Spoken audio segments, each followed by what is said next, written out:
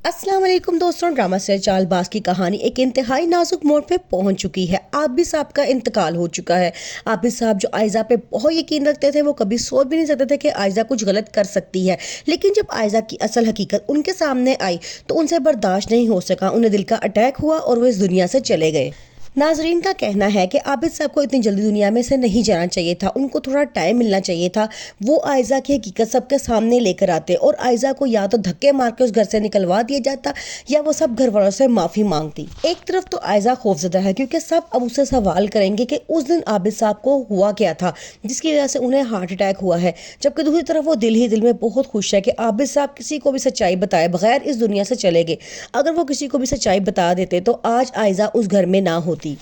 लेकिन आयजा इस बात पे अभी भी बहुत परेशान है कि आबिद साहब को अनाया की तलाक वाली बात का कैसे पता चला, जबकि दूसरी तरफ शयान वापस आ चुका है। वो आयजा को फ़ोन करता है और कहता है कि क्या आप मुझे भूल चुकी हैं। आयजा कहती है कि तुम कौन हो, तो वो कहता है कि अपने पुराने दुश्मनों को इतनी जल्दी भूलना नहीं चाहिए। जब आयजा सुनती है कि ये शयान बात कर रहा है तो वो बहुत परेशान हो जाती है और घबराहट से फ़ोन बंद कर देती है। अनाया को अपने पास बुलाती है और उससे बताती है कि शयान वापस आ चुका है, अब तुम्हें उसे हर हाल में बच के रहना है वरना तुम्हारी हंसती बसती जिंदगी और हंसता बसता घर बर्बाद हो जाएगा।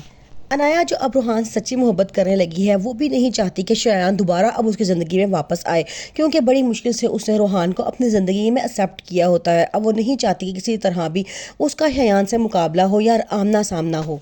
आबिद साहब के चले जाने के बाद आयजा अब पूरे घर की मालकिन बनकर बैठ गई है। अब वो किसी सूरत भी इशल और आशिर को उस घर में आने नहीं देगी, क्योंकि असद वही करता है जो आयजा कहती है। आयजा को जब पता चलता है कि इशल ऑफिस में आके बैठ गई है, अब वो गुस्से से पागल हो जाती है। वो असद को बहुत भड़काने की कोशिश करती है और कहती है कि उसको वहाँ से निकाल कर बाहर करे। वो ज़रूर कोई ना कोई चाल चलेगी और आपका तमाम बिजनेस बर्बाद कर देगी। लेकिन असद कहता है कि उस ऑफिस में पूरा पूरा आशिर का भी हिस्सा है, मैं उसे वहाँ से जाने का नहीं कह सकता। अब आया सोचती है कि मुझे कोई ना कोई प्लान लगाना चाहिए और उसको वहाँ से निकाल कर बाहर फेंकना चाहिए। कैसी ढीठ लड़की है, इतनी इसको जलील किया है, उसके बावजूद ही हमारी ज़िंदगियों से निकल कर कहीं नहीं जा रही।